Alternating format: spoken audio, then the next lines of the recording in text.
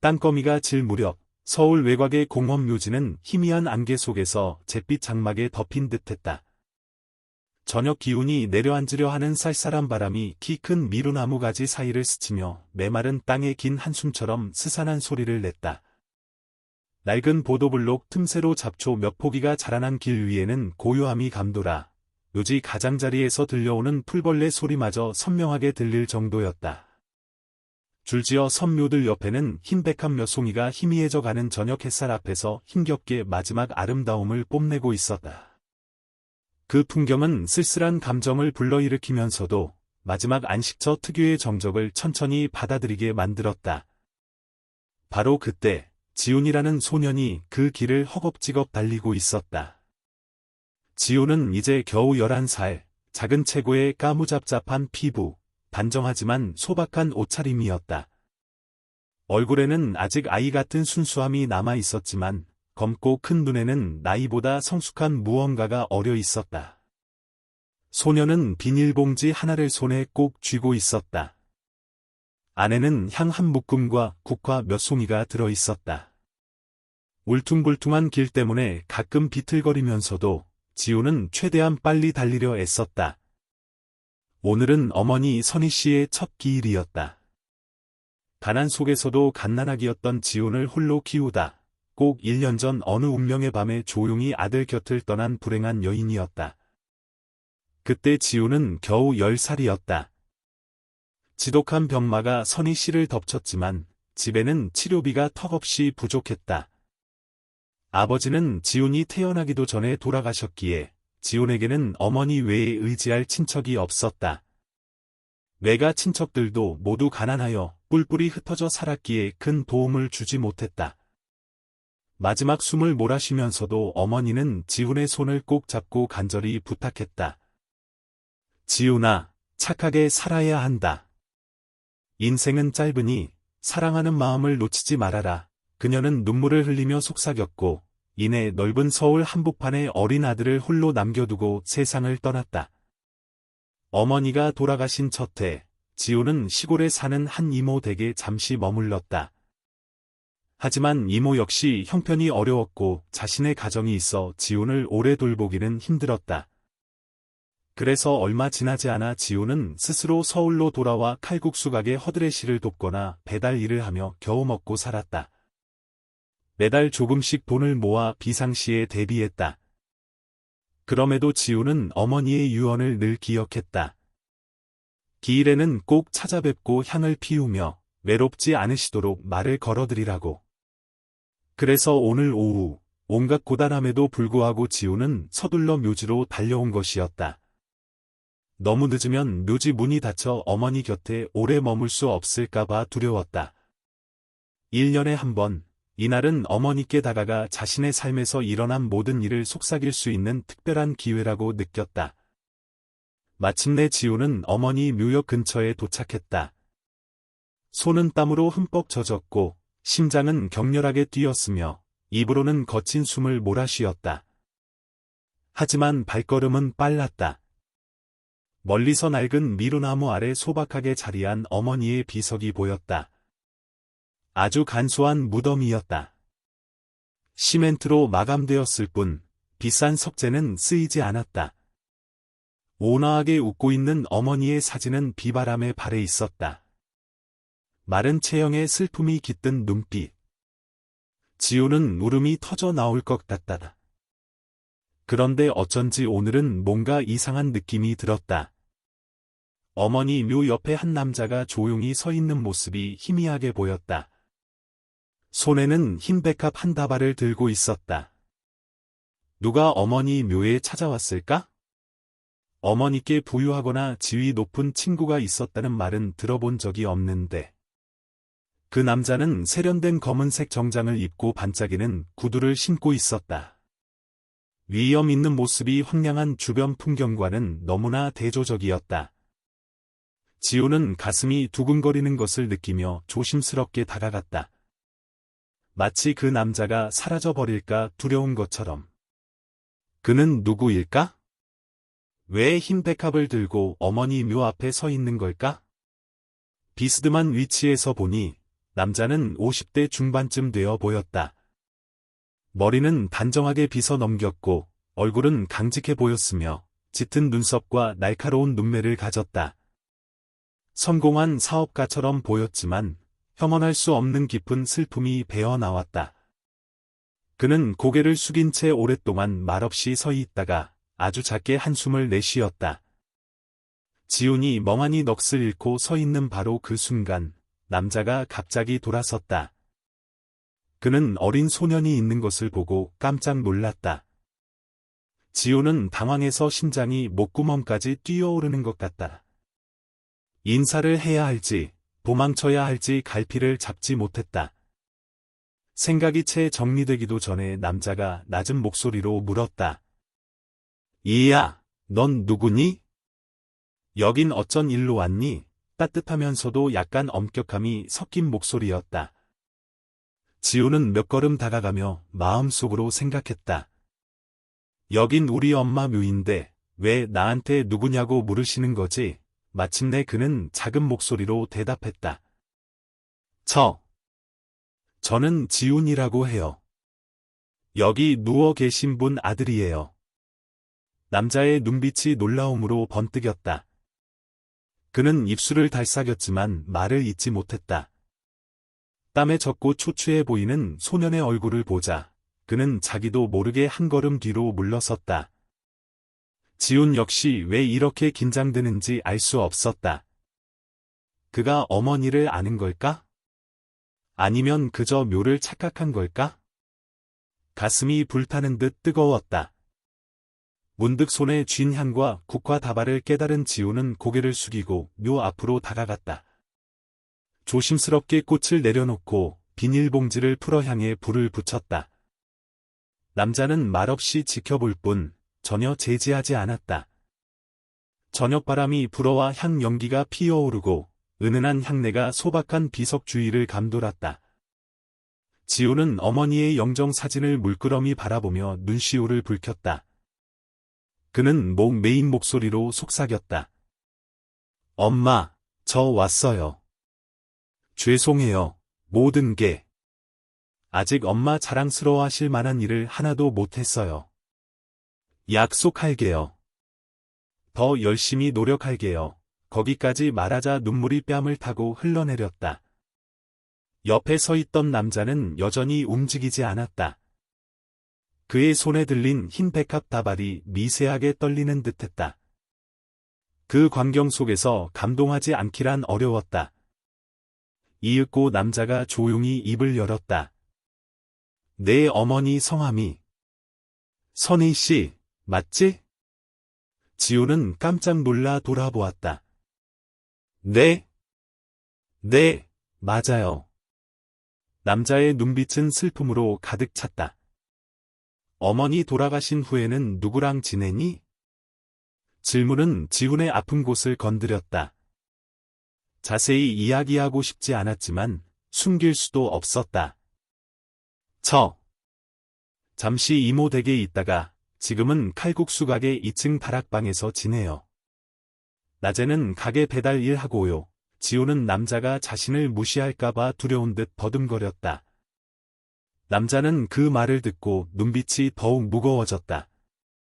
그는 고개를 끄덕였지만 더 이상 아무 말도 하지 않았다. 다시 묘비를 바라보며 지훈은 그가 어떻게 어머니 이름을 아는지 궁금했지만 미처 묻지 못했다. 그때 남자가 국화 옆에 백합 다발을 내려놓으며 한숨 쉬었다. 나는 옛 은인의 묘를 찾아왔을 뿐이다. 신경 쓰지 마라. 말을 마친 그는 몸을 돌려 묘지 입구 쪽으로 천천히 걸어갔다. 점점 멀어지는 그의 뒷모습을 보며 지훈은 혼란스러움을 느꼈다. 옛 은인? 언제부터 엄마가 저렇게 부자처럼 보이는 분과 아는 사이였지? 묻고 싶은 것이 너무 많았지만 남자는 이미 멀어져 갔다. 어쩌면 다른 묘와 헷갈렸을 수도 있다. 누가 알겠는가? 설마 어머니가 비밀스러운 부자와 알고 지냈다는 말인가? 황당한 이야기 같았지만 그를 쫓아갈 수는 없었다. 길이 어두워지는 것도 두려웠고 어머니와 조용히 대화하고 싶은 마음도 있었다. 그래서 지우는 다시 묘 옆에 주저앉아 조용히 물 한 잔을 따르고 향을 하나 더 피웠다.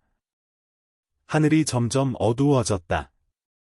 지훈이 일어설 때쯤 묘 위의 향은 거의 다 타 있었다. 문득 그는 흰 백합 다발이 여전히 그 자리에 놓여 있는 것을 발견했다. 싱싱한 꽃잎들이 은은한 향기를 풍기며 노란 국화 옆에 자리하고 있었다.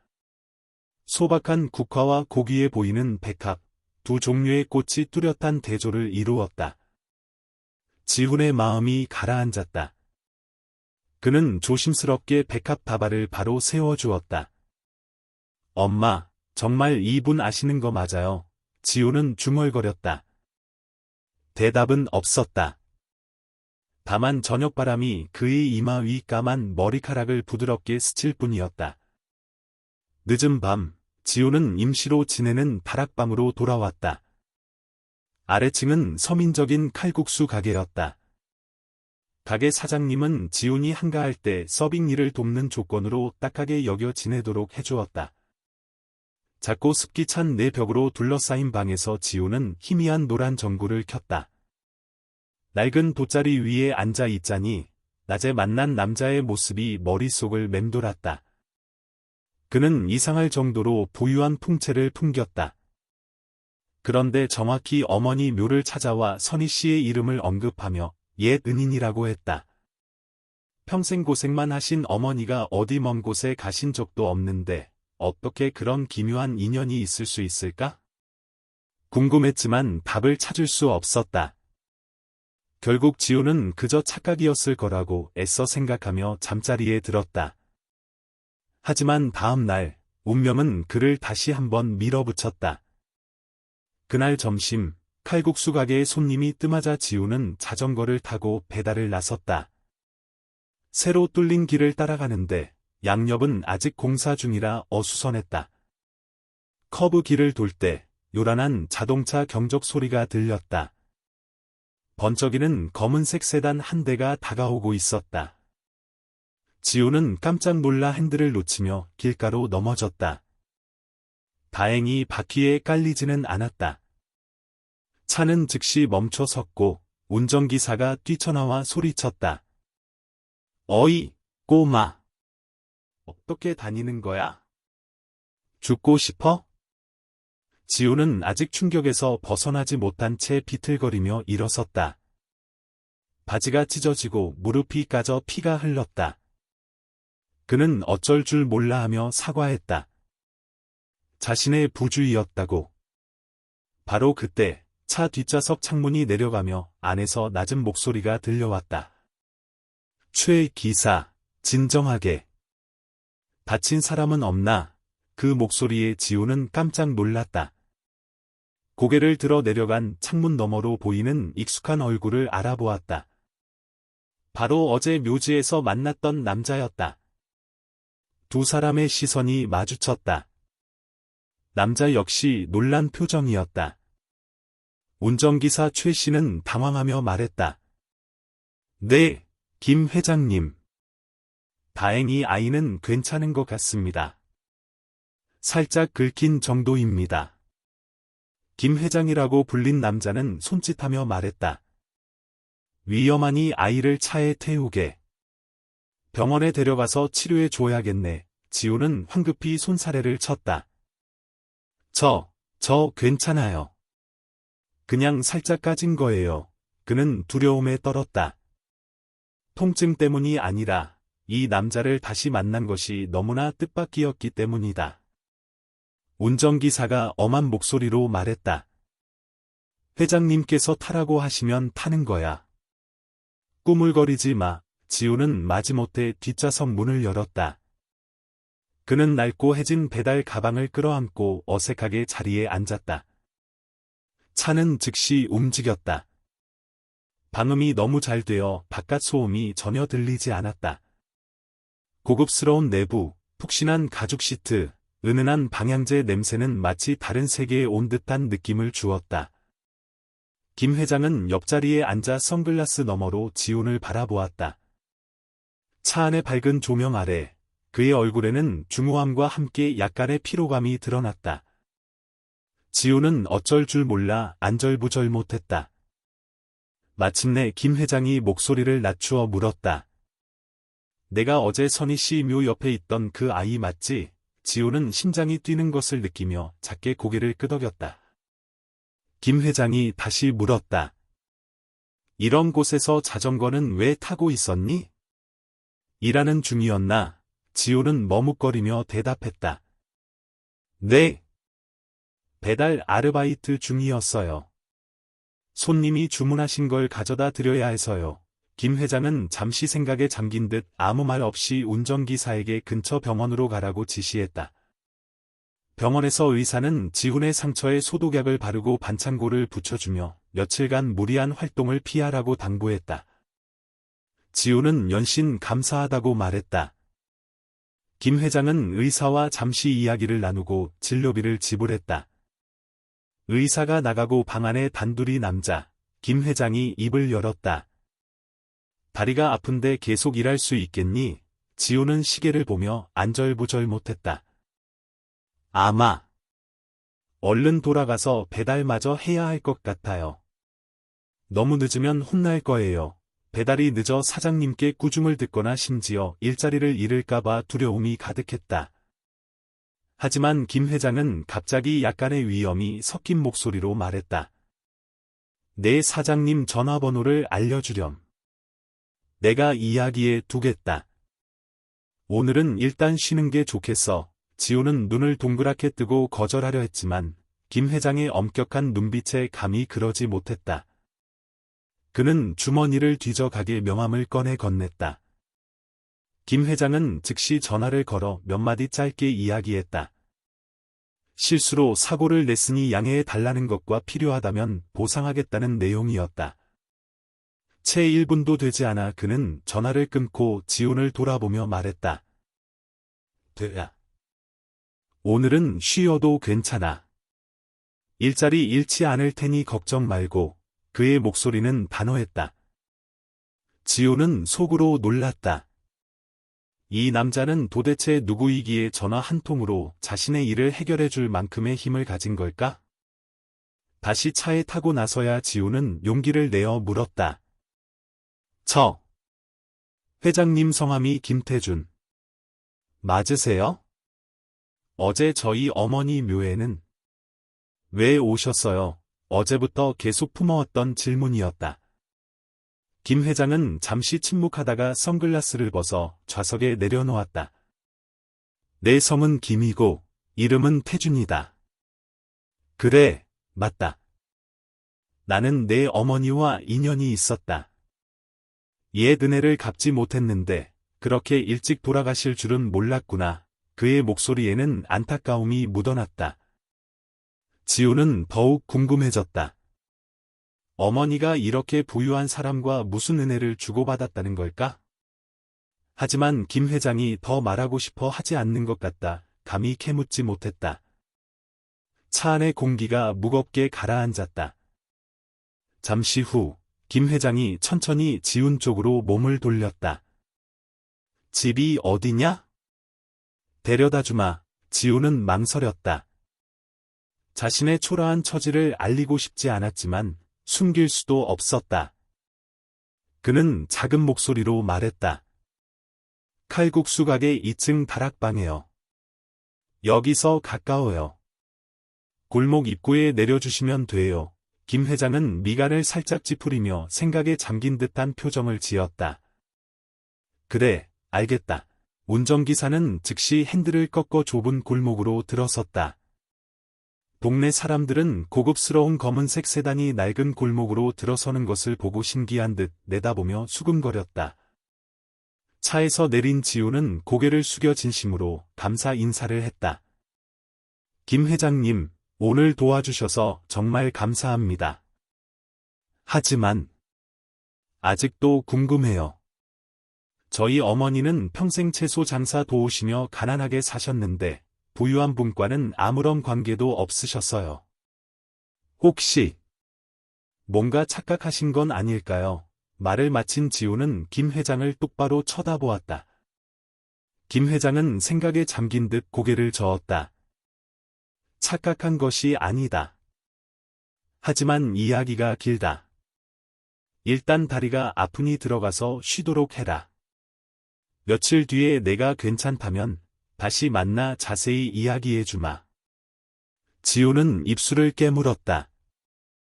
그의 말은 지훈을 긴장하게 만들었지만 더 묻지는 못했다. 마지막으로 김 회장은 당부했다. 이건 내 연락처다. 그는 양복 안주머니에서 명함 한 장을 꺼내 지훈에게 건넸다. 무슨 일이든 도움이 필요하면 망설이지 말고 전화하렴. 그는 고개를 끄덕여 운전기사에게 신호했다. 차는 좁은 골목에서 힘겹게 방향을 돌려 낡은 집들 사이로 빠르게 사라졌다. 지훈은 멍하니 서서 하얀 명함을 손에 쥐고 있었다. 양각으로 새겨진 미래 그룹 회장 김태준이라는 글자가 선명했다. 어디선가 들어본 이름 같았다. 아마 텔레비전 뉴스나 신문에서 봤을 것이다. 한국에 숨겨진 재벌 중 한 명으로 전국의 호텔과 부동산 체인을 소유하고 있다는 소문이 있었다. 지훈은 명함을 꽉 쥐었다. 심장이 터질 듯 뛰었다.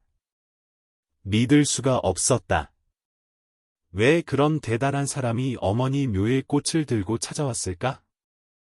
게다가 은혜를 줬다고? 어머니가 김 회장에게 무슨 은혜를 베풀었기에 그 아들인 자신에게까지 관심을 보이는 걸까? 다음 며칠 동안 지훈은 일에 거의 집중할 수 없었다. 다리는 아직 조금 아팠지만 돈을 벌기 위해 억지로 일했다.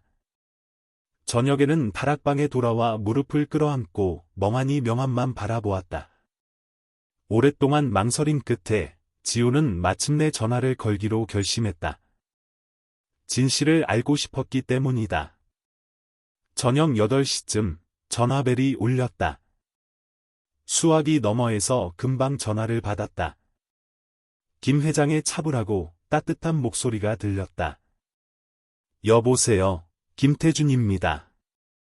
지훈은 숨을 깊게 들이쉬었다. 안녕하세요, 회장님. 저 지훈이에요. 선희 씨 아들이요. 어머니 얘기에 대해 여쭤보고 싶은데요. 혹시 지금 시간 괜찮으세요? 김 회장은 단호하게 말했다. 마침 시간 괜찮다. 어디서 만날까? 지훈은 머리를 극적이며 망설였다. 제가 아는 근처 카페로 오시면 안 될까요? 제가 일을 해야 해서 너무 멀리 가기는 좀. 김 회장은 흔쾌히 답했다. 좋다. 그들은 길가의 평범한 카페에서 만나기로 했다. 지훈이 도착했을 때 김 회장은 이미 기다리고 있었다. 그는 여전히 흰 셔츠에 정장 바지 차림이었고 엄숙한 표정으로 허름한 카페에 앉아 있었다. 어딘가 어울리지 않는 모습이었지만 그는 정중하게 지훈에게 앉으라고 권했다. 지훈은 아이스 카페라테 2잔을 주문했다. 음료가 나오자 그는 조심스럽게 입을 열었다. 회장님, 저희 어머니에 대해 이야기해 주세요. 그는 커피 잔을 내려다보며 불안한 듯 손가락을 살짝 떨었다. 김 회장은 긴 한숨을 내쉬고 천천히 말을 이었다. 내가 하는 말을 듣고 너무 놀라지 말 거라. 사실 나는 오래전에 내 어머니께 목숨을 빚졌다. 그분이 아니었다면 지금의 나는 없었을 거다. 지훈은 깜짝 놀라 고개를 들었다. 김 회장은 한자 한자 천천히 이야기를 계속했다. 약 20여 년 전, 내가 30 초반이었을 때다. 사업을 막 시작했을 때였지. 무리하게 사채를 빌려 부동산에 투자했는데 사기를 당해 거의 파산 직전까지 갔다. 절망과 압박감에 시달리다. 자살을 생각했지. 어느 날 밤, 넋 나간 상태로 차를 몰다가 외곽 도로의 중앙분리대를 들이받았다. 차는 도랑으로 굴러떨어졌고 운 좋게도 한 여인이 지나가다 그 광경을 목격했지. 바로 내 어머니였다. 그녀는 망설임 없이 도랑으로 뛰어들었고 주변 사람들에게 소리쳐 도움을 요청하면서 직접 나를 차에서 끌어내 주었다. 그날은 비가 몹시 내렸고 물이 불어나고 있었다. 선희 씨가 아니었다면 나는 물에 빠져 죽거나 더 심하게 다쳤을 거다. 나중에 병원에서 깨어나서야 그분 덕분에 목숨을 건졌다는 걸 알았다. 은혜를 갚겠다고 했지만 선희 씨는 그저 웃으며 사람을 구하는 건 당연한 일이라고 아무것도 바라는 게 없다고 했다. 그 후로 여러 번 그곳을 다시 찾아갔지만 그녀는 연락처나 주소조차 남기지 않았다. 나는 그녀의 행방을 놓쳤다. 사업이 다시 일어서고 그녀를 찾을 만한 여유가 생겼을 때 사방으로 수소문했지만 아무도 선희 씨가 어디 사는지 알지 못했다. 나는 그 빚을 마음속에 담아두고 살았다. 언젠가 다시 만나면 반드시 은혜를 갚겠다고 다짐했지. 그런데 마침내 실마리를 찾아 그녀를 찾았을 때는 이미 돌아가신 후였다. 김 회장은 눈시울을 붉히며 말을 이었다. 얼굴에는 슬픔이 가득했다. 지우는 이제야 모든 것을 이해했다. 어머니가 목숨을 걸고 사람을 구하는 장면을 상상하자 가슴이 아팠다. 어머니는 그런 분이셨다. 가난했지만 인정이 넘치셨다. 지우는 어머니가 종종 해주시던 이야기를 떠올렸다. 사람 하나 구하는 것이 탑 7개 쌓는 것보다 낫다. 착한 일은 보답을 바라고 하는 게 아니다. 등등. 그랬구나. 어머니가 이 재벌 회장님은 구하셨던 거구나. 이제 어머니는 돌아가셨고 김 회장님은 감사의 마음을 표하기 위해 묘를 찾았던 것이다. 거기까지 생각이 미치자 지우는 눈물을 참을 수 없었다. 입술을 굳게 다물었다. 어머니가 남몰래 낯선 사람의 목숨을 구했고 그 사람이 이제 이렇게 부유하고 영향력 있는 인물이 되었다는 사실을 믿을 수가 없었다. 김 회장은 숨을 깊게 들이쉬고 지훈의 어깨에 손을 얹었다. 내가 힘들게 사는 걸 안다. 조금이라도 보답하고 싶다. 비록 너무 늦었지만 내 어머니는 내 생명의 은인이다. 어떤 어려움이든 말해보렴. 내가 돕겠다. 지우는 갑자기 뺨이 뜨거워지는 것을 느꼈다. 어머니에 대한 자부심이 차올랐다. 하지만 동시에 그 상황을 이용하는 사람처럼 보이고 싶지는 않았다. 그는 작은 목소리로 말했다. 저희 어머니는 절대 뭔가를 바라지 않으셨을 거예요. 아주 청렴하게 사셨어요. 저도 어떻게 해야 할지 잘 모르겠어요. 김 회장은 이해한다는 듯 고개를 끄덕였다. 안다. 하지만 이건 내 뜻이기도 하고 선희 씨께 감사하는 내 방식이기도 하다. 필요한 것이 있으면 내가 지원하겠다. 그 후로 지우는 혼란스러운 시기를 겪었다. 한편으로는 김 회장의 마음에 감사했지만 다른 한편으로는 사람들이 자신이 재벌에게 빌부터 산다고 수군거릴까봐 두려웠다. 지금의 삶이 비록 부족하지만 스스로의 힘으로 사는 것에 익숙해져 있었다. 카페에서 만난 후 김 회장은 지훈의 연락처를 받아 정기적으로 연락했다. 며칠 후에는 지훈이 일하는 칼국수 가게에 직접 찾아와 칼국수 한 그릇을 먹으며 사장님과 이야기를 나누었다. 지훈이 다시 공부하고 싶다면 학비 전액을 지원하겠다는 뜻을 비쳤다. 그때 가게 사장님은 놀랐고 동네 사람들은 지훈이 큰 사장님 만나서 인생 역전하겠네라고 수군거렸다. 지훈은 얼굴이 빨개져 어쩔 줄 몰랐다. 그는 어머니가 아프셔서 중학교 2학년 때 학업을 중단했었다. 지금도 공부하고 싶은 마음은 간절했지만 돈이 많이 들까봐 김 회장에게 폐를 끼칠까봐 두려웠다. 지훈이 망설이는 것을 보고 김 회장이 말했다. 잘 생각해 보렴. 내 미래가 달린 일이다.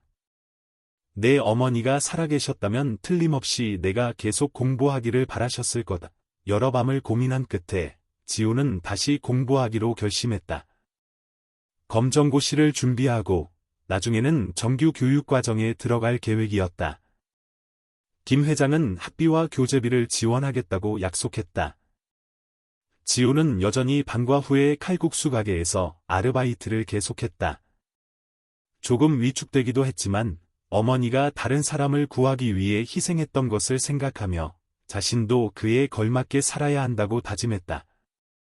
처음 검정고시 학원에 가는 날 아침, 김 회장은 직접 차를 몰고 와서 지훈과 함께 학용품을 사러 갔다.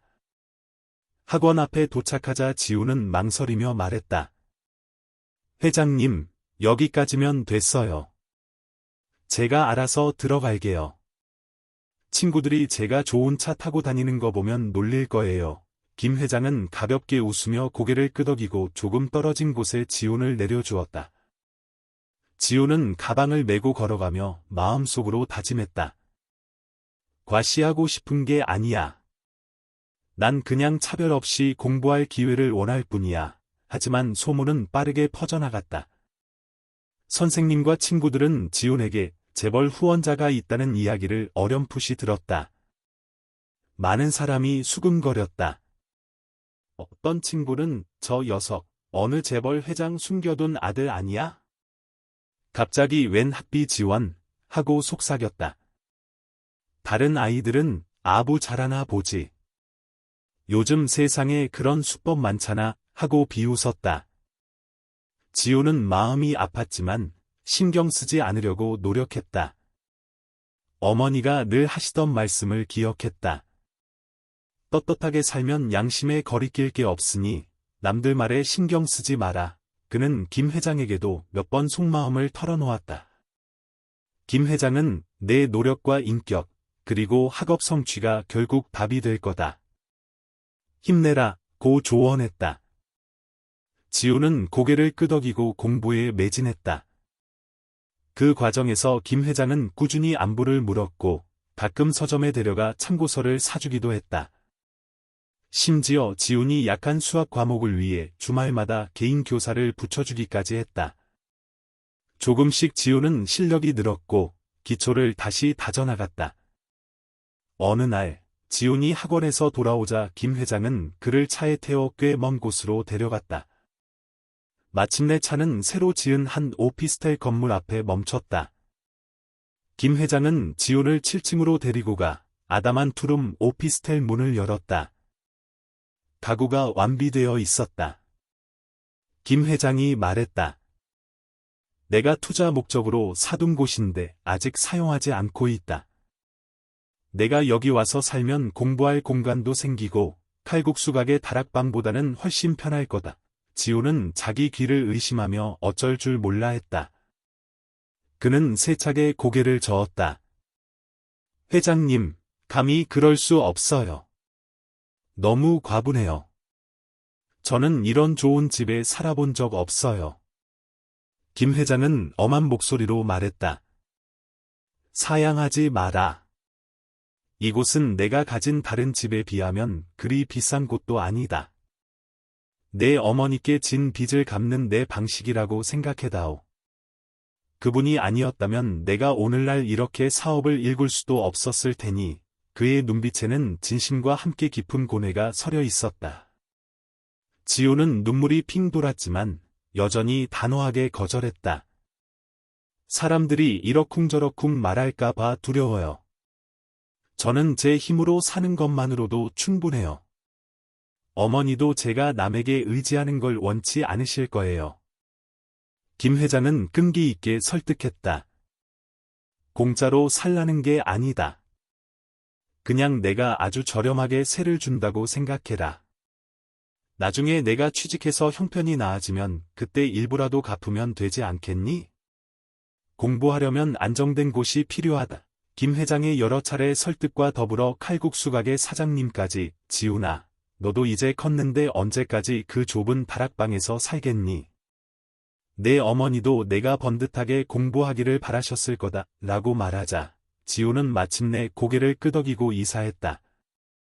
사실 그 오피스텔은 지훈이 상상했던 것만큼 호화롭지는 않았지만 그에게 책상과 침대, 제대로 된 옷장을 제공해 주었다. 김 회장은 매주 사람을 보내 청소해주겠다고 했지만 지우는 거절했다. 스스로 독립심을 기르고 싶었고 여전히 주말에는 칼국수 가게에서 아르바이트하며 스스로 용돈을 벌고 싶었다.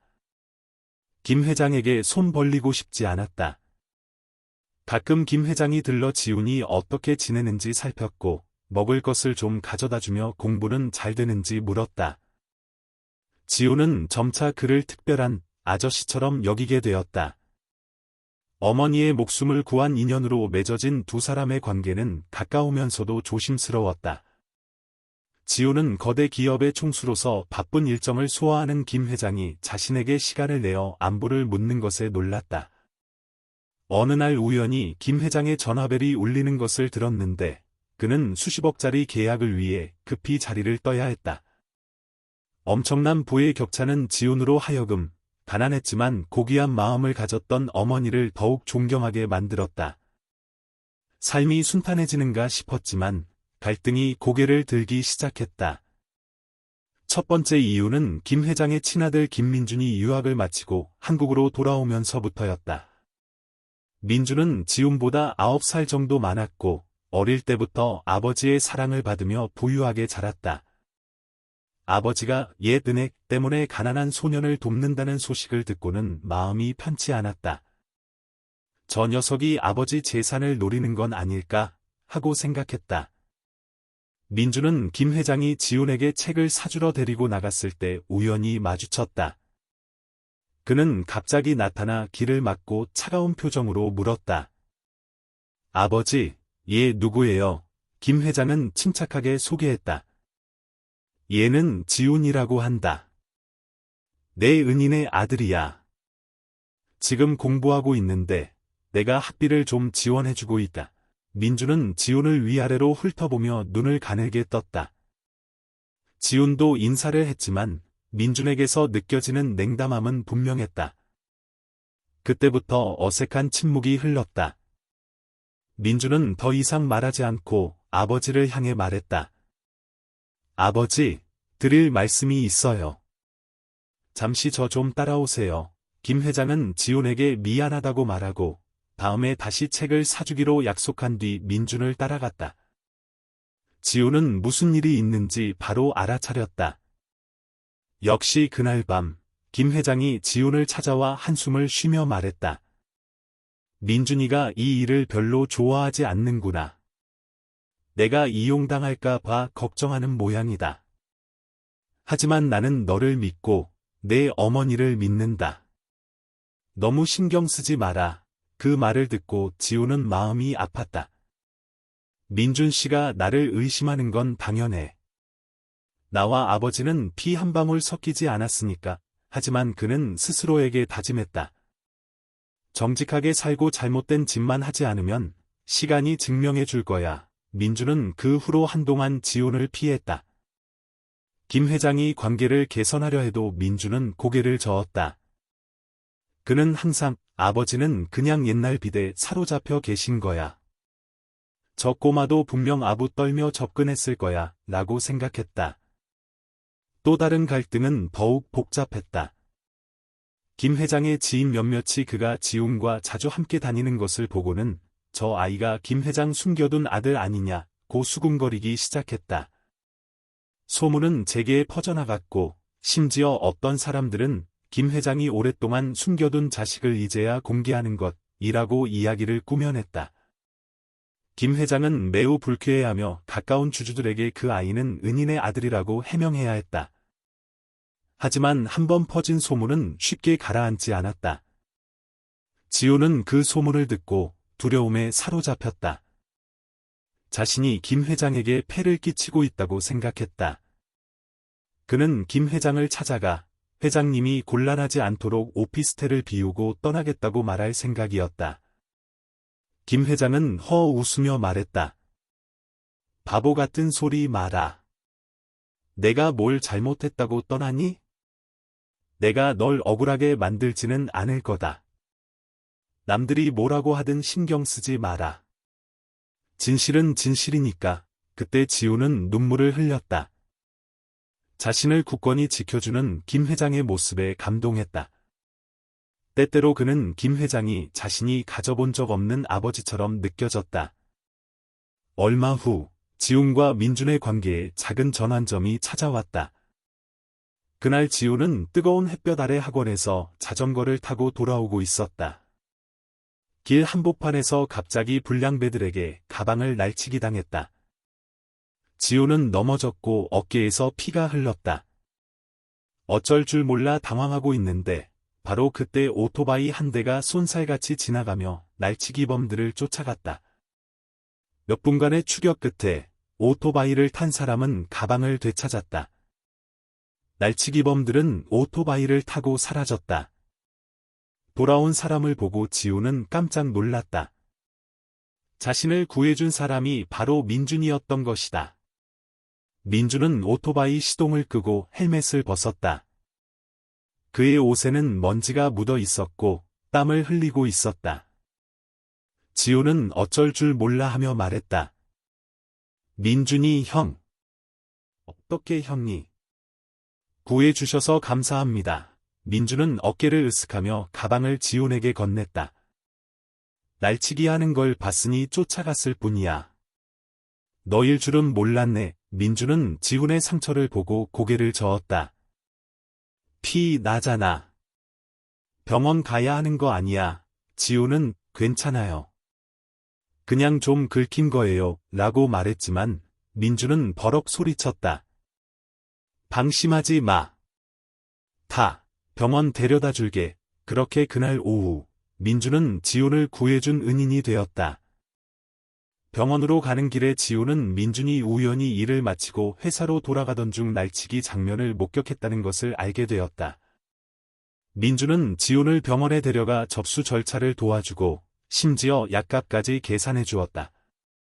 의사는 몇 반을 꿰매고 며칠 쉬라고 당부했다. 민준은 치료가 끝날 때까지 기다렸다가 지훈을 오피스텔까지 데려다 주었다. 떠나기 전에 그는 지훈을 바라보며 낮은 목소리로 말했다. 나는 아직 너와 아버지의 관계에 대해 의심이 남아있다. 하지만 적어도 넌 교활해 보이지는 않는군. 쉬어라. 그러고는 오토바이를 타고 떠났다. 말투는 여전히 퉁명스러웠지만 지훈은 그가 조금 변했다는 것을 느낄 수 있었다. 오피스텔에 혼자 남은 지훈은 오랫동안 생각에 잠겼다. 인생이 참 기묘하다고 생각했다. 어머니가 김 회장을 구했고, 이제 김 회장이 자신을 돕고, 그리고 김 회장의 아들이 자신을 날치기범들로부터 구해주었다. 이 얽히고 설킨 은혜는 마치 운명의 장난처럼 느껴졌다. 그는 문득 어머니의 작은 사진 액자를 집어들고 속삭였다. 엄마, 저 잘 살려고 노력하고 있어요. 부디 편히 쉬세요. 그는 어머니의 말씀을 떠올렸다. 선행은 언젠가 보답받는다. 오늘 민준에게 구출된 것처럼 자신도 다른 사람들의 사랑에 보답하는 법을 배워야 할지도 모른다고 생각했다. 시간이 흘러 지훈은 공부와 아르바이트를 병행하며 새로운 삶에 점차 적응해갔다. 그러던 중 자신에게 작은 재능이 있다는 것을 깨달았다. 축구에 푹 빠진 것이다. 매일 밤과 후면 친구들과 함께 운동장에 나가 공을 찼다. 비록 검정고시 학원의 동아리 수준이었지만 그는 축구에 대한 열정이 넘쳤다. 어느 날 그는 용기를 내어 김 회장에게 털어놓았다. 회장님, 저 축구 정말 좋아해요. 혹시 축구 전문 유소년 클럽 같은 데서 배워볼 수 있으면 좋겠어요. 뜻밖에도 김 회장은 크게 웃으며 말했다. 그래? 내가 아는 코치들이 몇 명 있다. 한번 알아봐서 내가 테스트 받을 기회를 만들어주마. 하지만 공부도 소홀히 하면 안 된다. 지훈은 눈을 빛내며 뛸 듯이 기뻐했다. 그러면서도 학업을 잊지 않겠다고 스스로에게 다짐했다. 기회는 김 회장이 한중위권 프로 구단의 유소년 선수 선발 테스트에 지훈이 참가할 수 있도록 주선했을 때 찾아왔다. 지훈은 테스트에서 뛰어난 스피드와 기술을 선보이며 꽤 좋은 평가를 받았다. 코치는 지훈에게 잠재력이 있다며 준전문 선수 육성반에 들어오라고 제안했다. 지우는 너무 기뻐서 어쩔 줄 몰라 하며 김 회장에게 연신 감사하다고 말했다. 김 회장은 겸손하게 말했다. 나는 기회를 열어줬을 뿐이다. 내가 몇 배 더 노력해야 성공은 내 손에 달려있다. 그의 얼굴에는 자부심이 어렸다. 이를 통해 지우는 김 회장이 자신을 위해 길을 닦아주거나 특혜를 주려는 것이 아니라 단지 문을 열어줄 뿐이라는 것을 깨달았다. 이 점이 오히려 지훈을 더욱 감사하게 만들고 더 열심히 노력하고 싶게 만들었다. 하지만 민준이 아버지가 지훈의 축구 활동까지 지원한다는 사실을 알게 되면서 다시 갈등이 생겨났다. 그는 아버지에게 따졌다. 그 녀석 공부도 아직 제대로 못 끝냈는데 운동까지 시키세요? 다치기라도 하면 어쩌려고요? 김 회장은 부드럽게 대답했다. 그 아이의 선택이다. 내가 막지 마라. 어쨌든 내가 그 어머니와 너무 오랫동안 연락이 끊겼었다. 이제라도 마음껏 보답하고 싶을 뿐이다. 민주는 한숨을 내쉬었지만 더 이상 반박하지 않았다. 겉으로는 차갑게 굴었지만 지훈을 구해준 이후로 그는 덜 날카로워졌다.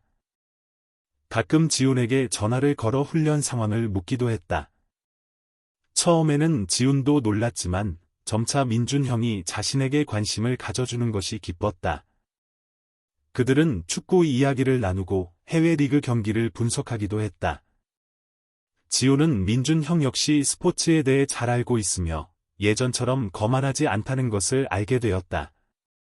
지훈이 검정고시 고등 과정을 시작했을 무렵 큰 시련을 겪게 되었다.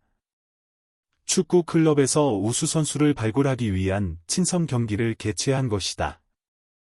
지훈은 고도로 집중했다. 내일 오후 학원 수업이 끝나면 운동장으로 달려갔고 저녁에는 집에 돌아와 공부했으며 주말에는 칼국수 가게에서 아르바이트를 했다. 이런 강행군에 그는 녹초가 되었다. 어떤 날은 근육통 때문에 밤새도록 파스를 붙이고 자야 했고 아침에는 여전히 학교에 갔다. 김 회장은 지훈이 쓰러질까봐 걱정하며 아르바이트를 줄이라고 권했지만 지훈은 단호하게 말했다. 저는 스스로 자립하고 싶어요. 누구에게도 제가 회장님께 빌부터 산다는 말을 듣고 싶지 않아요. 김 회장은 어쩔 수 없이 한숨을 쉬며 허락했다. 가난 속에서 자란 소년의 자존심은 여전했다. 친선 경기는 치열하게 진행되었다. 지훈은 측면 미드필더로 출전하여 바람처럼 달리며 중요한 두 골에 기여했다. 그의 팀은 결국 승리했다. 경기 후 코치는 몇몇 유망주 명단을 더 큰 훈련센터로 보내 테스트받게 하겠다고 발표했고 지훈의 이름도 불렸다. 지훈은 너무 기뻐서 눈물을 터뜨렸다. 자신이 겪었던 모든 고생이 떠올랐다. 그는 즉시 김 회장에게 전화를 걸었다. 수학이 너머는 시끄러운 것으로 보아 회의 중인 듯했지만 김 회장은 전화를 받았다. 지훈이 선발되었다는 소식을 듣자 그는 외쳤다. 잘했다, 아들아. 내가 정말 자랑스럽구나. 오늘 저녁에는 민준이도 데리고 가서 축하 파티를 열어야겠다. 그 말에 지훈의 마음이 따뜻해졌다. 언제부터인가 김 회장은 자연스럽게 그를 아들이라고 부르고 있었다. 그날 저녁, 작은 식당에서 김 회장은 지훈과 민준을 초대해 조촐한 축하 자리를 마련했다. 9살 차이 나는 두 사람은 처음에는 어색했지만 김 회장이 농담을 하고 즐거운 추억 이야기를 하며 분위기를 풀었다. 민준은 음료수 병을 들어 건배를 제안했다. 지훈아, 축하한다. 재능 있는 건 인정하는데 공부도 열심히 해야 한다. 지훈은 웃으며 대답했다. 네, 형, 잊지 않을게요. 세 사람은 마치 단란한 가족처럼 웃고 이야기했다. 이 모습은 지훈에게 행복감과 함께 뭉클한 감동을 안겨주었다. 그는 흘끗 김 회장을 보았다. 바쁜 업무 때문인지 그의 이마에는 여전히 주름이 잡혀 있었다. 문득 어머니 생각이 났다. 어머니가 살아계셨다면 자신이 이렇게 된 것을 보고 얼마나 기뻐하셨을까. 식사 후 민준이 차를 몰아 지훈을 데려다 주었다. 김 회장은 회사에 들러 서류를 처리해야 했다. 차 안에서 민준이 갑자기 한숨을 쉬며 말했다. 지훈아, 처음에는 내가 아버지를 이용하는 줄 알았다. 그런데 이제 보니 넌 정말 의지가 강한 녀석이구나. 아버지 실망시키지 마라. 그리고 내 어머니의 은혜도 잊지 말고. 지훈은 눈시울을 붉혔다. 알아요, 형, 절대 잊지 않을 거예요. 저도 김 회장님은 아버지처럼 생각해요. 민준은 고개를 끄덕이고는 잠시 생각에 잠겨 말했다. 우리 아버지는 복잡한 삶을 사셨다. 남들은 돈만 많은 줄 알지만 사실 아버지는 과거의 정신적 위기 때문에 힘들어하셨지. 내 어머니가 아니었다면 아버지는 지금 안 계실지도 몰라. 그래서 늘 죄책감을 느끼시는 거야. 내가 진심으로 아버지를 대해주길 바란다. 지훈은 주먹을 꽉 쥐었다. 약속할게요, 형. 역시 어떤 길이든 순탄치만은 않았다. 지훈이 더 큰 축구 훈련센터로 옮기자 환경은 더욱 혹독해졌고 동시에 학업 부담도 늘어났다. 그는 온 힘을 다해야 했고 때로는 너무 지쳐 병이 나기도 했다. 김 회장은 걱정하며 잠시 훈련을 쉬라고 제안했지만 지훈은 단호하게 거절했다. 제가 알아서 조절할게요. 포기하고 싶지 않아요. 게다가 또다시 여론이 수근거렸다. 저 녀석 김 회장 양아들이라며? 백으로 들어온 거 아냐? 실력이나 있겠어. 그는 이런 비난을 견뎌야 했다. 하지만 민준과 김 회장의 격려 덕분에 이를 악물고 극복해 나갔다. 그는 오직 진정한 실력만이 답이라는 것을 알았다. 어머니는 늘 말씀하셨다. 쓸데없이 논쟁하지 마라. 행동으로 증명해라. 어느 날 큰 풍파가 닥쳐왔다. 과거의 재벌 회장의 숨겨둔 아들이라는 추문이 다시 격렬하게 불거진 것이다. 한 타블로이드 신문이 지훈과 김 회장이 함께 축구 훈련 센터에 들어가는 사진을 게재하며 미래 그룹 회장, 애인과 숨겨둔 아들 공개라는 자극적인 제목을 달았다. 그들은 사실을 왜곡하고 심지어 김 회장의 명예를 훼손했다. 그룹 전체가 술렁였고 주주들은 동요했다. 김 회장은 격노하여 변호사를 고용해 해당 신문사를 고소하고 정정보도를 요구했다. 하지만 그 와중에 그는 엄청난 압박을 받았고 심지어 국제 계약을 체결하는 데 있어 신뢰도에 타격을 입을 위험까지 처했다. 한 번은 회사 회의 중에 김 회장이 갑자기 쓰러져 응급실로 실려갔다. 지훈은 소식을 듣고 허겁지겁 병원으로 달려갔다. 응급실에 누워있는 김 회장의 창백한 얼굴을 보자 그는 당황하여 눈물이 핑 돌았다. 민준 역시 걱정스러운 얼굴로 옆에 서 있었다. 두 사람은 함께 손을 잡고 결과를 기다렸다. 의사는 환자가 절대 안정을 취하고 스트레스를 피해야 하며 그렇지 않으면 위험할 수 있다고 말했다. 지훈은 죄책감을 느꼈다. 자신 때문에 김 회장이 이런 일을 겪게 되었다고 생각했다. 김 회장이 겨우 위기를 넘겼을 때 지훈은 병실로 들어갔다. 김 회장은 숨을 가쁘게 쉬었지만 애써 미소를 지으며 지훈의 손을 잡았다. 걱정 마라. 난 괜찮다. 그런 헛소리 믿지 마. 지훈은 와락 울음을 터뜨렸다. 죄송해요. 제가 떠날게요. 필요하다면. 회장님만 무사하시면 돼요. 김 회장은 고개를 저으며 단호한 눈빛으로 말했다. 바보야. 누가 널 다치게 놔두지 않을 거다. 너는 내 어머니의 마지막 소원이고 내 은인이다. 거기까지 말하자 숨이 가빠졌고 의사가 급히 뛰어 들어왔다. 지훈은 떨리는 몸으로 민준을 따라 복도로 나왔다. 그는 참지 못하고 울음을 터뜨렸다. 민준이 형. 제가 그냥 다른 데로 갈까요? 아버지 힘드시지 않게. 민준은 손을 저으며 단호하게 말했다. 내가 떠나면 아버지가 더 슬퍼하실 거다. 쓸데없는 생각하지 마. 입원 후 김 회장은 어쩔 수 없이 업무량을 줄이고 많은 부분을 민준과 임원들에게 맡겼다. 그는 요양에 집중했고 의사는 과도한 걱정을 피하라고 지시했다. 그 기간 동안 지호는 자주 김 회장을 찾아가 등을 두드려주고 팔을 주무르며 죽을 가져다주고 학교와 축구 이야기를 들려주었다. 김 회장은 지온을 볼 때마다 스트레스가 풀리는 것을 느꼈다. 그는 지온을 통해 어머니의 은혜를 떠올렸고 자살까지 생각했던 절망적인 시절을 기억했다. 이제 지온은 그에게 정신적인 아들 같은 존재가 되어 삶이 여전히 살 가치가 있음을 느끼게 해주었다. 민준과 변호인단 역시 진실을 밝히기 위해 적극적으로 노력했고 결국 해당 신문사는 정정 보도를 내고 공개적으로 사과해야 했다. 사회 전체는 지온이 숨겨둔 아들이 아니라 김 회장의 생명의 은인의 아들이라는 사실을 명확히 알게 되었다. 풍파는 가라앉았지만 정신적인 상처는 김 회장이 오랫동안 요양하게 만들었다. 지온은 그를 더욱 소중히 여기며 학업과 훈련에 매진했다. 그는 자신이 누구에게도 의지하지 않고 스스로 빛날 수 있다는 것을 세상에 증명하고 싶었다. 바로 그때 축구센터에서 지훈이 전국 유소년 축구대회에 참가할 자격이 있다는 통보를 받았다. 이 대회에는 많은 명문 클럽들이 참가하며 좋은 성적을 거두면 정식 유소년 대표팀에 발탁될 수도 있는 기회였다. 프로 축구 선수의 꿈을 향한 중요한 발판이었다.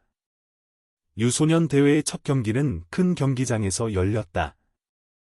김 회장은 아직 회복 중이었지만 지훈의 경기를 직접 보러 가겠다고 고집했다. 의사는 그가 강한 감정적 동요를 피해야 한다고 경고했다. 민주는 걱정하며 아버지, TV로 생중계 보셔도 되잖아요 라고 말했지만 김 회장은 간청했다. 내가 가야 한다. 그 아이 엄마는 볼 수 없지 않으냐. 내가 그 엄마 대신이라도 봐야 한다. 민주는 결국 아버지의 뜻을 따랐다. 그는 관중석 VIP석을 마련하고 만일의 사태에 대비해 작은 구급차까지 대기시켰다. 지호는 그 사실을 알고 깊이 감동했다. 하프타임 때 그는 관중석을 올려다보았다. 팔에 아직 붕대를 감고 있는 김 회장이 엄숙한 표정으로 하지만 따뜻한 눈빛으로 자신을 지켜보고 있었다. 옆에는 긴장한 표정의 민준이 앉아 있었다. 지호는 온 힘을 다해 싸우겠다고 스스로에게 약속했다. 정말로 지호는 불타는 투지로 경기장에 나섰다. 끊임없이 상대 골문을 위협했다. 75분. 스코어가 1에서 1 동점인 상황에서 지호는 오른쪽 측면에서 공을 받아 수비수 2명을 돌파하고 강력한 중거리 슛을 날렸다. 공은 골문 구석에 그대로 꽂혔다. 경기장은 함성으로 터져나갔다. 관중석의 민주는 아버지를 얼싸안고 기쁨의 함성을 질렀다. 김 회장은 눈시울을 붉혔고 심장이 격렬하게 뛰었지만 재빨리 진정제를 먹었다. 결정적인 골 이후 지훈의 팀은 2대1로 승리했다. 그는 온갖 칭찬을 받았다. 몇몇 스포츠 기자들은 재벌의 후원을 받는 가난한 소년의 재능을 칭찬하며 인터뷰를 요청했다. 지훈은 수줍게 미소 지으며 말했다. 이 골을 저에게 정직하게 사는 법을 가르쳐 주신 저희 어머니와 저에게 기회를 주신 김 회장님께 바치고 싶습니다.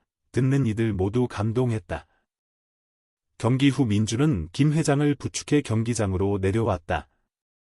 두 사람은 다가와 지훈을 안아주었다. 김 회장은 떨리는 목소리로 말했다. 잘했다. 아들아. 내 어머니가 보셨다면 얼마나 행복해하셨을까. 지훈은 눈물을 터뜨렸다. 저도. 회장님께서 저를 믿어주셔서 감사합니다. 세 사람은 승리의 기쁨 속에서 함께했다. 주변 사람들은 박수를 치며 그들을 축복했다. 그 모습은 언론에 포착되어 널리 퍼졌고 어머니가 재벌을 구한 인연으로 축구의 꿈을 키워가는 가난한 소년의 이야기는 사람들에게 감동을 주었다. 지훈이라는 이름은 점차 주목받기 시작했고 값진 감사와 인간의 증거로 여겨졌다. 그 후로 지우는 계속해서 성장하여 U-15 국가대표 유소년 선수 선발 명단에 이름을 올렸다. 그는 학업도 꾸준히 이어갔다. 김 회장은 건강을 많이 회복하고 업무에 복귀했지만 이전보다 부담을 줄이고 민준과 임원들에게 많은 부분을 맡겼다. 지훈과 민준의 관계는 점차 형제처럼 가까워졌다. 그들은 축구와 사업 이야기 등 많은 취미를 공유했다. 민준은 가끔 농담 삼아 말했다. 야, 너 유명해지면 내가 내 매니저 해줄게. 같이 돈 벌자. 지호는 웃으며 대답했다. 좋아요. 형이 너무 빡세게 관리할까봐 걱정이네요. 김 회장은 그들을 보며 마음이 따뜻해졌다. 마치 두 아들을 둔 것 같은 기분이었다. 시련의 폭풍은 지나갔고 이제 그는 평온한 삶을 원했다. 하지만 인생이 언제나 평탄하지만은 않은 법. 지훈이 15살이 되었을 때 또 다른 시련이 닥쳤다. 시골에서 남루한 차림의 한 남자가 신문사를 찾아와 지훈이 자기 아들인데 재벌 김 회장이 불법적으로 데려가 키우고 있다고 주장했다. 최만식이라고 자신을 밝힌 이 남자는 소셜미디어에 등장해 울며 소란을 피웠다. 언론은 다시 들끓었고 혹시 지훈이 선희 씨 아들이 아니라 이 남자의 아들인가 하는 의혹이 제기되었다. 모두가 혼란스러워했다. 김 회장과 민준은 분노하며 지훈은 선희 씨의 아들이며 그 남자와는 아무 관련이 없다고 주장했지만 소문은 계속 퍼져나갔다. 심지어 어떤 사람들은 최만식이 해결되지 않으면 소송을 걸겠다고 협박했다. 지훈은 매우 혼란스러웠다. 그는 최만식이라는 사람을 만난 적도 없었고 왜 그가 감히 아버지라고 주장하는지 알 수 없었다. 알아보니 최만식은 선희 씨의 먼 친척뻘 되는 사람이었고 지훈이 아주 어렸을 때 잠시 근처에 살았던 적이 있었다. 아마도 그는 상황을 이용하여 김 회장에게 돈을 뜯어내려 했을 것이다. 김 회장이 사람을 시켜 조사한 결과 최만식은 사기 전과가 있고 알코올 중독의 빚더미에 시달리고 있었다. 지훈의 어머니가 돌아가셨을 때 그는 도망쳤을 뿐 지훈을 단 하루도 돌본 적이 없었다. 명백히 이것은 상황을 악용한 사기극이었다. 하지만 소문은 여전히 무성했고 방송국에서는 인터뷰를 요청했으며 법적 분쟁을 피하기 위해 경찰까지 개입하게 되었다. 지훈은 앞날이 캄캄했고 축구 선수로서의 미래에 영향을 미칠까봐 두려웠다. 결국 김 회장은 유전자 검사라는 방법을 사용했다. 검사 결과 지훈은 최만식의 친아들이 아님이 증명되었다. 게다가 고향의 많은 증인들이 최만식이 선희 씨 가족을 몇 번 찾아왔을 뿐이라고 증언했다. 법정에서 그는 당황하며 거짓말이 탄로 났고 법원은 허위사실 유포 및 명예훼손 혐의로 처벌하고 지훈과 김 회장에게 정신적 피해 보상을 명령했다. 사건은 그렇게 마무리되었고 가난했지만 의협심 넘쳤던 선희 씨의 아들인 지훈의 정당성이 다시 한번 강조되었다. 최만식은 고개를 숙여 사과하며 선처를 호소했다. 지훈은 착잡한 마음으로 길을 잘못 든 한 인간을 안타깝게 여길 뿐이었다. 그는 조용히 속삭였다. 엄마, 저 또 하나의 시련을 넘었어요. 그 사건 이후 지훈은 더욱 단단해졌다. 그는 역경에 맞서는 법을 배웠고 더 이상 소문에 흔들리지 않았다. 아늑한 오피스텔에서 그는 여전히 책상 위에 어머니 사진을 두었다. 그 옆에는 김 회장, 민준과 함께 찍은 사진을 놓아두고 그들을 가족의 일부로 여겼다. 매일 밤 그는 김 회장에게 잘 자라는 문자 메시지를 보내고 건강을 물었다. 김 회장은 이 녀석, 낯간지럽게 하면서도 지훈이 자신의 재산 때문이 아니라 진심으로 자신을 걱정해주는 것에 기뻐했다. 화해와 노력의 여정은 지훈이 U-15 대한민국 대표팀에 발탁되어 동아시아 유소년 선수권 대회에 참가하게 되면서 절정에 달했다. 그는 흥분과 기대를 안고 열심히 훈련했다. 민준은 그에게 최고급 축구화를 선물했고 김 회장은 아들아, 어머니의 자부심을 가슴에 품고 최선을 다해 뛰어라 고 격려의 말을 전했다. 지우는 축구화의 어머니 선희의 이름을 새기고 눈물을 삼켰다. 이번에는 대회가 해외에서 열리고 업무도 바빠 김 회장과 민주는 직접 응원하러 갈 수 없었다.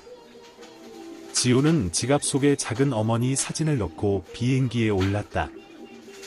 대회는 치열하게 진행되었고 U-15 대한민국 팀은 뛰어난 실력으로 결승까지 진출하여 U-15 일본 팀과 맞붙게 되었다. 결승전은 숨막히는 접전 끝에 90분 동안 0대0 무승부로 끝나 승부차기에 돌입했다. 지우는 승패를 결정짓는 마지막 키커로 나섰다. 페널티 스팟에 서자 심장이 터질 것 같다.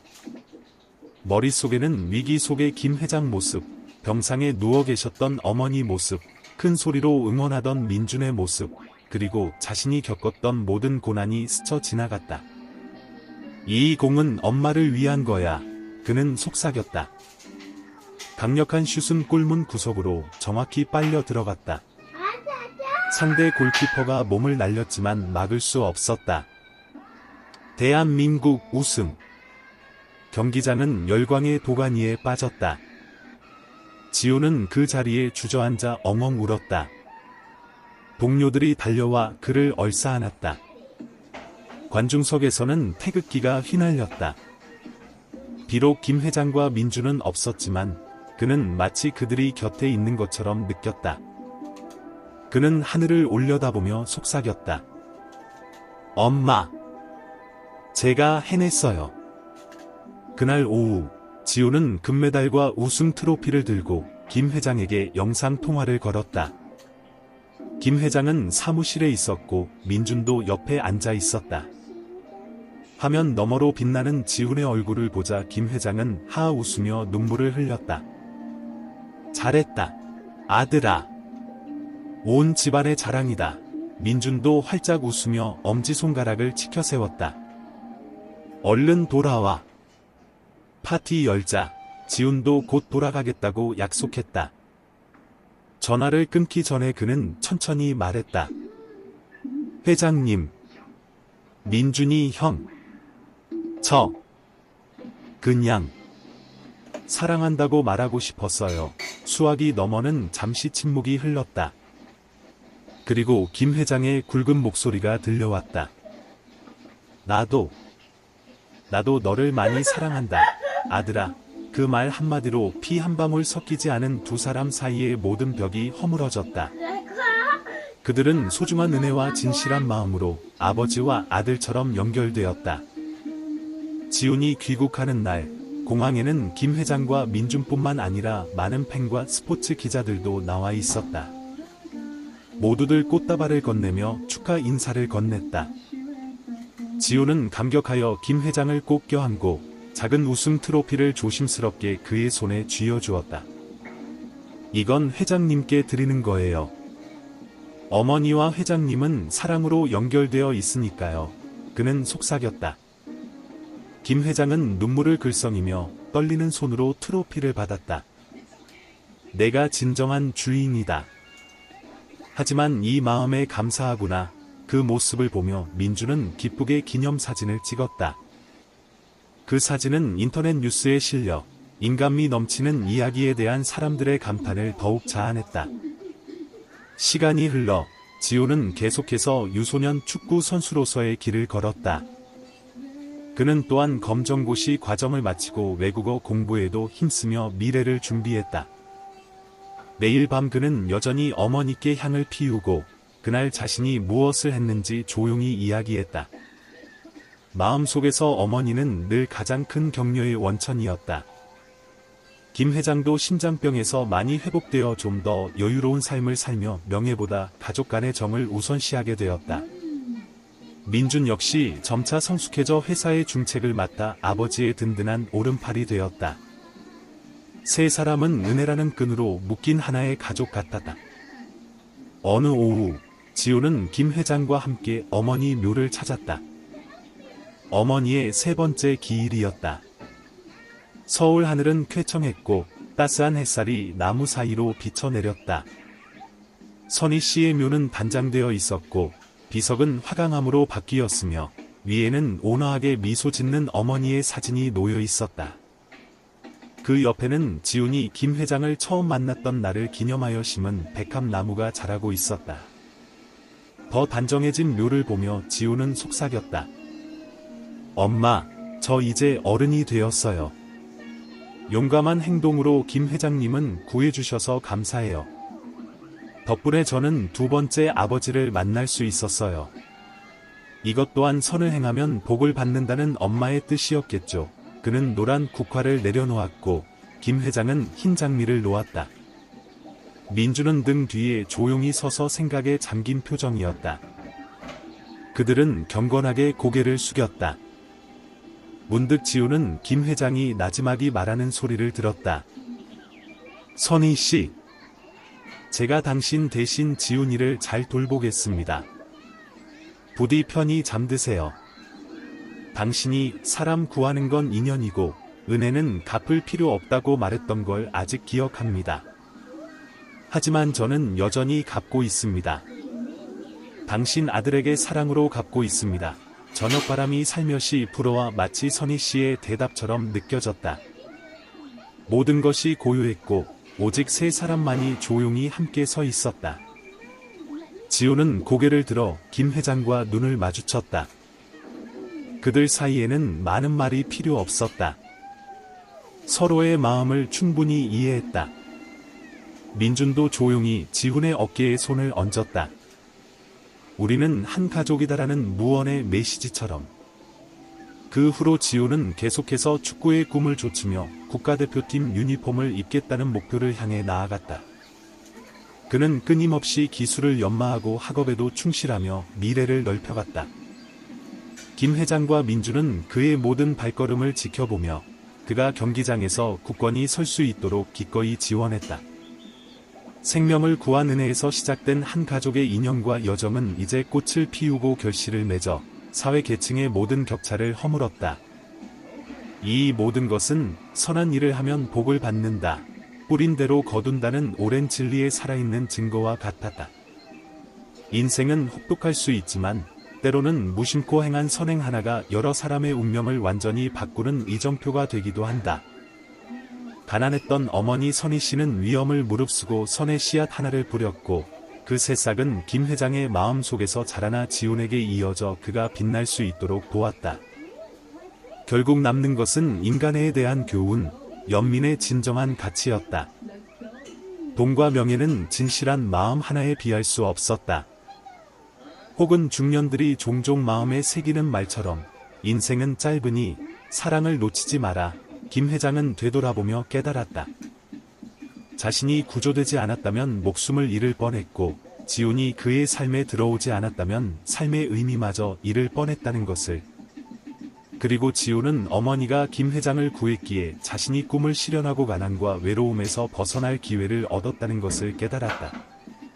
민준 역시 의심에서 벗어나 지훈을 받아들이는 법을 배웠다. 지훈이 탐욕스럽지 않고 오직 강한 의지를 가진 아이라는 것을 분명히 보았기 때문이다. 이 이야기를 통해 중년 관객이나 혹은 누구에게든 전해지는 깊은 교훈은 다음과 같다. 첫째, 선량함은 소중한 인연을 만들고 많은 사람의 운명을 바꿀 수 있다는 것을 기억하라. 때로는 보답을 바라지 않고 베푼 선행이 인연에 의해 적절한 시기에 합당한 보상으로 돌아올 수 있다. 둘째, 부자와 가난한 사람 사이의 특별한 관계를 볼 때 섣불리 판단하거나 의심하지 마라. 그 뒤에는 인간적인 이야기나 은혜의 사연이 있을 수 있다. 편견에 눈이 가려진다면 자신과 타인에게 좋은 기회를 놓칠 수 있다. 셋째, 꿈과 의지에 시기적절한 지원이 더해지면 한 사람이 역경을 딛고 일어설 수 있다. 하지만 그 지원은 받는 사람이 스스로 노력하고 의지하지 않을 때 진정한 가치를 지닌다. 지훈처럼 그는 재벌의 도움만 기다리지 않고 꾸준히 일하고 훈련하며 공부했다. 넷째, 가족에는 때때로 혈연이 아닌 마음에서 비롯된다. 사람들은 종종 혈연보다 사랑으로 키우는 것이 더 중요하다고 말한다. 김 회장, 민준, 지훈은 그 증거다. 그들은 은혜와 믿음, 진정한 사랑으로 묶인 가족이 되었다. 마지막으로 짧은 인생을 소중히 여기며 선행을 베풀라. 내일 무슨 일이 일어날지 알 수 없지만 인생은 짧으니 사랑을 놓치지 마라. 는 선희 씨가 믿었던 말처럼 살아가자. 소년 지호는 어머니와 김 회장의 사랑을 이어받아 삶의 힘으로 키워냈고 이제 주변 사람들에게 영감을 주고 있다. 이야기는 햇살 좋은 어느 날 관중으로 가득 찬 경기장에서 막을 내린다. 관중들은 젊은 선수들의 이름을 연호하고 있다. VIP석에는 김 회장이 민준 옆에 앉아 설레는 마음으로 등번호 10번을 단 선수를 지켜보고 있다. 바로 지훈이다. 그 고생 많던 소년이 이제 어엿하게 성장하여 단단한 두 다리와 불타는 심장으로 공을 몰고 있다. 이제 아무도 그의 출신에 신경 쓰지 않는다. 오직 그의 열정과 헌신만을 볼 뿐이다. 지훈이 골을 넣자 함성이 터져 나온다. 열광하는 관중들 사이에서 김 회장은 조용히 일어나 박수를 친다. 그의 눈시울이 젖어든다. 그의 마음은 20년 전 어느 비 오는 밤으로 날아간다. 선희 씨가 빗속에서 자신을 구해주었던 그 순간.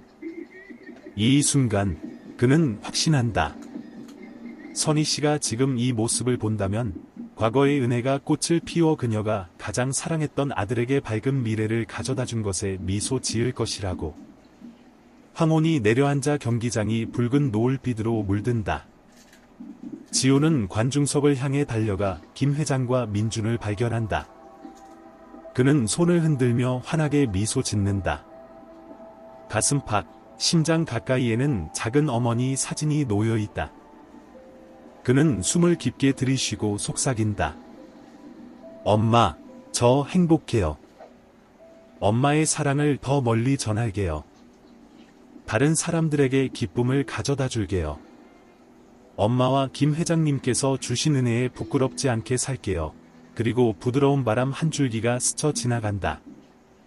마치 다정하고 사랑 가득한 대답처럼.